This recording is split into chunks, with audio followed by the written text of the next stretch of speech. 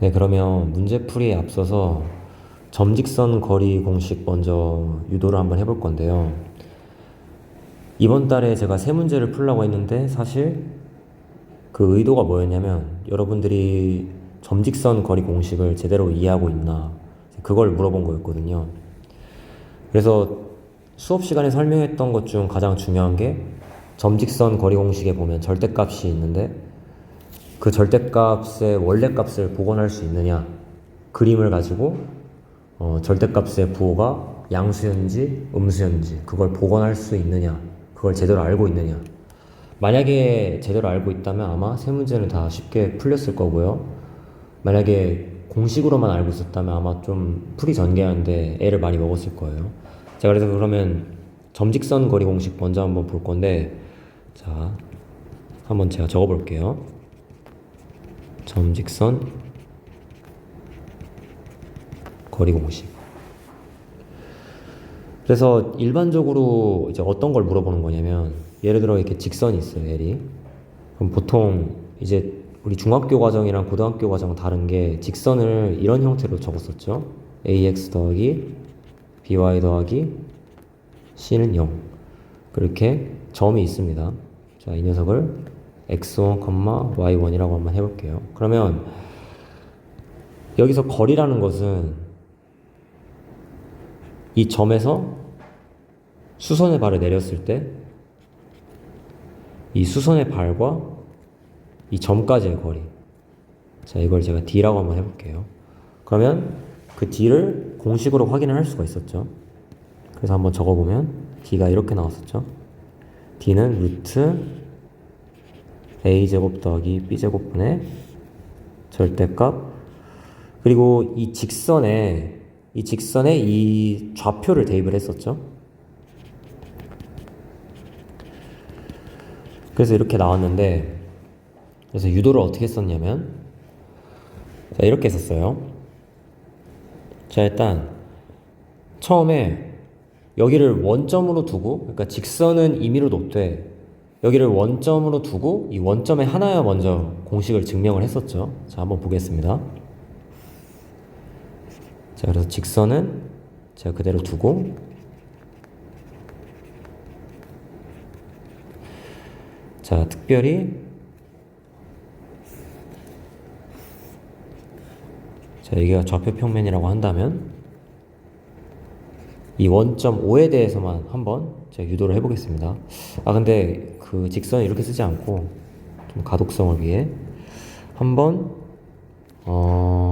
이렇게 써볼게요. 이런 식으로.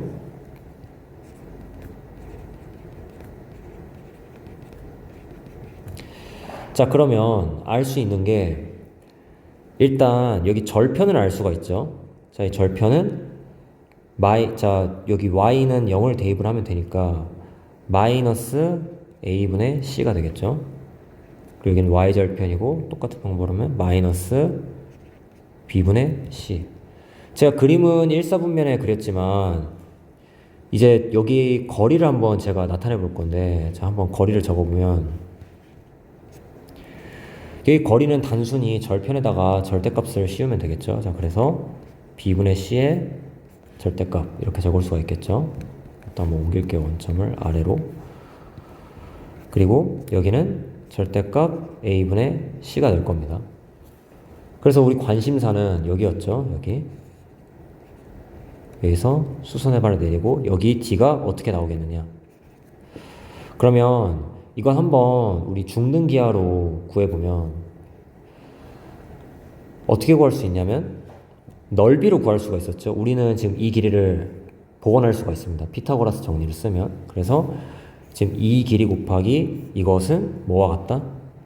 여기와 여기의 곱과 같다.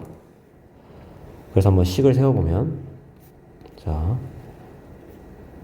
절대값 b분의 c 곱하기 절대값 a분의 c, 그게 뭐와 같다? d 곱하기, 자, 여기의 길이는 피타고라스 정리를 쓰면 루트에 한번 바로 적어볼게요. 자, b제곱분의 c제곱 더하기 a제곱분의 c제곱. 그럼 이걸 좀 정리를 하면 일단 제가 C를 밖으로 꺼낼게요. 루트 밖으로. 그럼 이렇게 나오겠죠. D에. 자, 항상 조심할 게 이거 밖으로 빼면 그냥 빼면 되는 게 아니라 절대값이 붙어서 나갔죠. 이렇게 적어야 됩니다. 그럼 루트 안이 어떻게 변하냐면 a제곱분의 1 더하기 b제곱분의 1이 되겠죠. 그러면 이걸 한번 통분을 해볼게요. 그러면 a제곱 더하기 b제곱 a제곱 b제곱분의 a제곱 더하기 b제곱.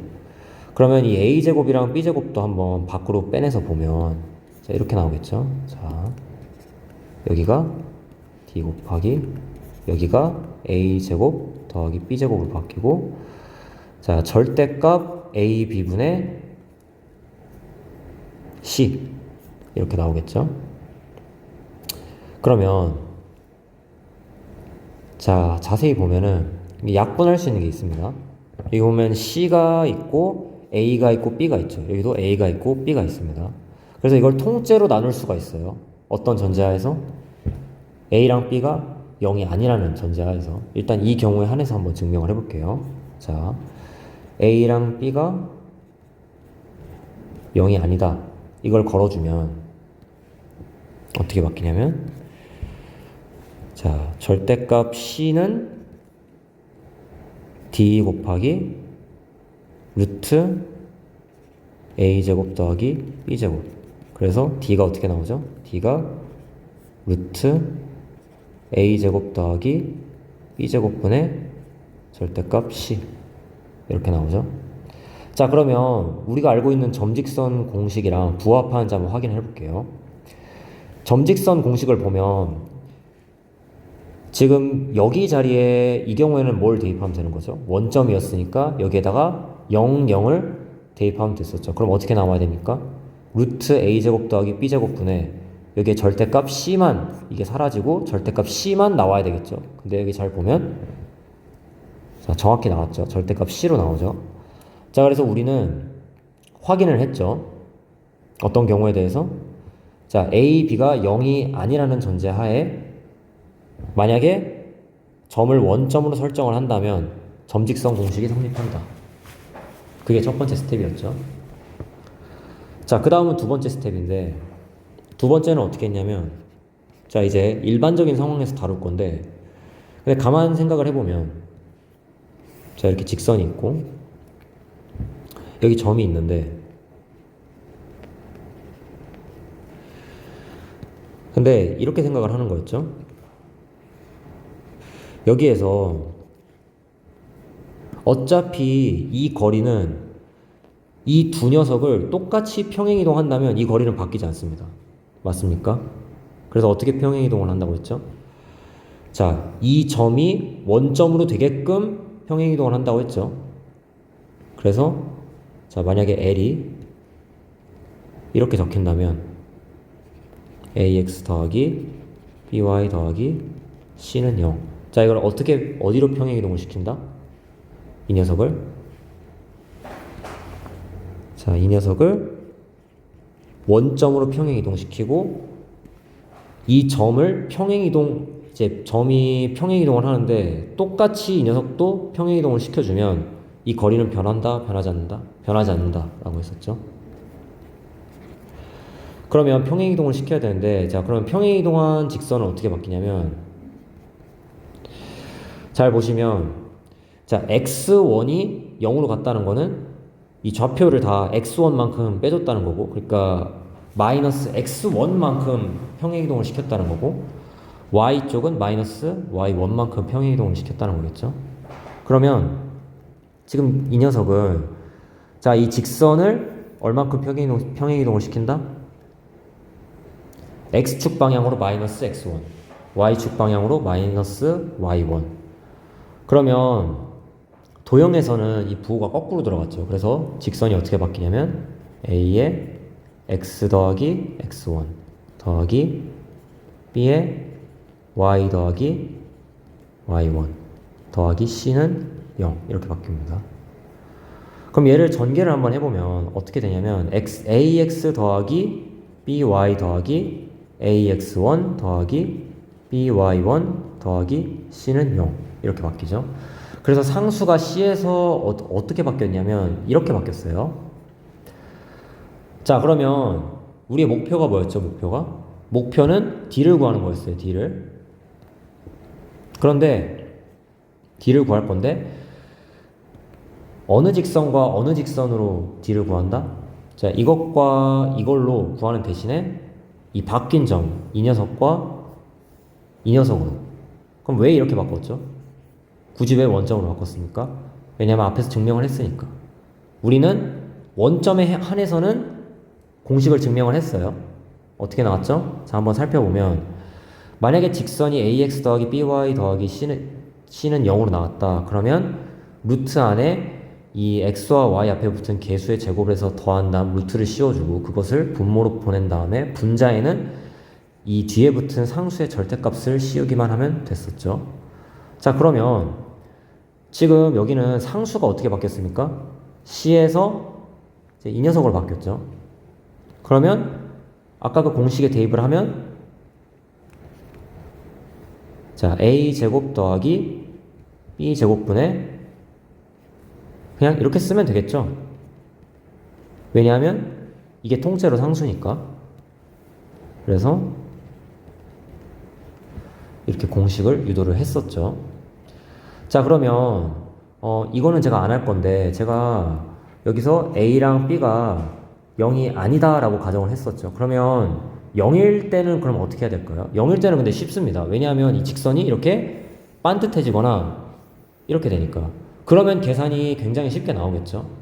그래서 계산을 해보시면 공식이랑 똑같이 나온다는 걸 확인을 할 수가 있어요. 그거는 한번 여러분들이 해보세요. 그래서 가장 많이 나오는 상황에 대해서 제가 공식을 증명을 했었고, 그 다음에 제가 강조했던 게 뭐냐면 이 공식을 가만 들여다보면, 자, 이걸 보면 이게 결국 뭐랑 똑같았냐면, 자, 그럼 이제 제가 잠깐 정리를 좀 해볼게요.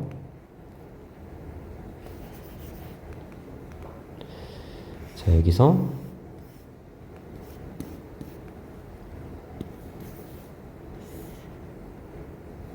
자, 이렇게 하고,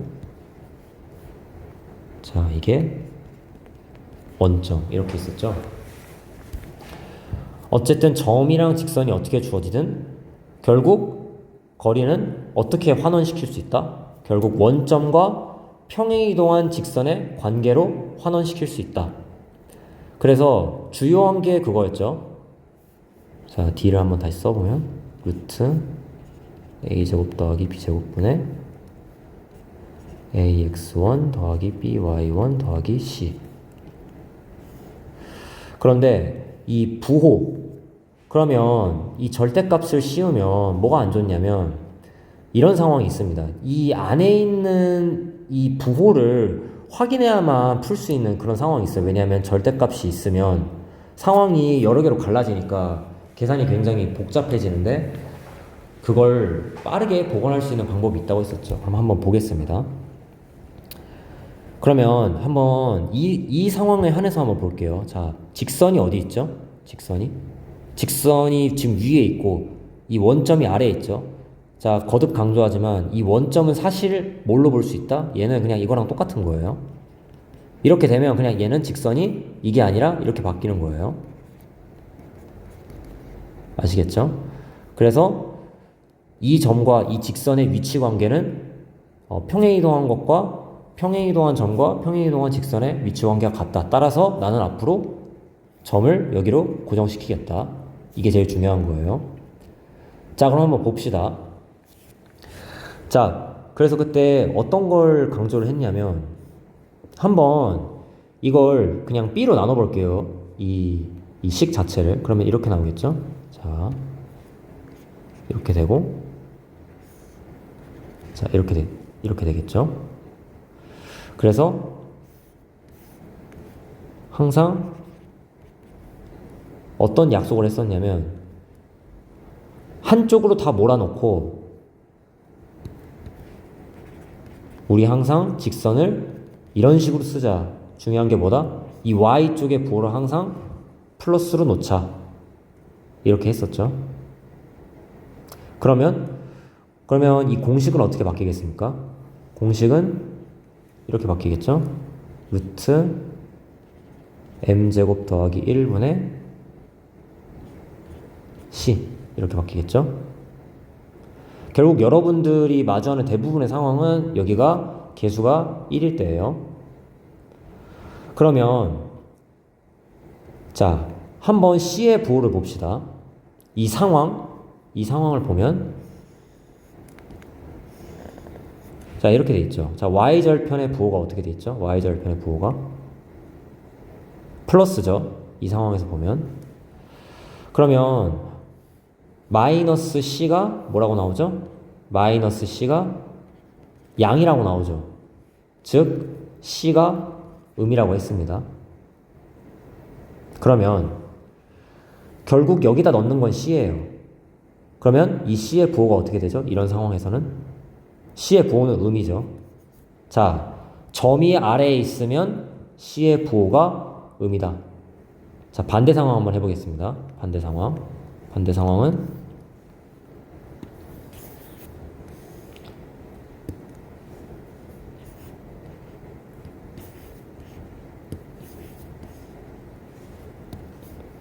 자, 예를 들어 여기에 원점이 있을 때 그러면 이 경우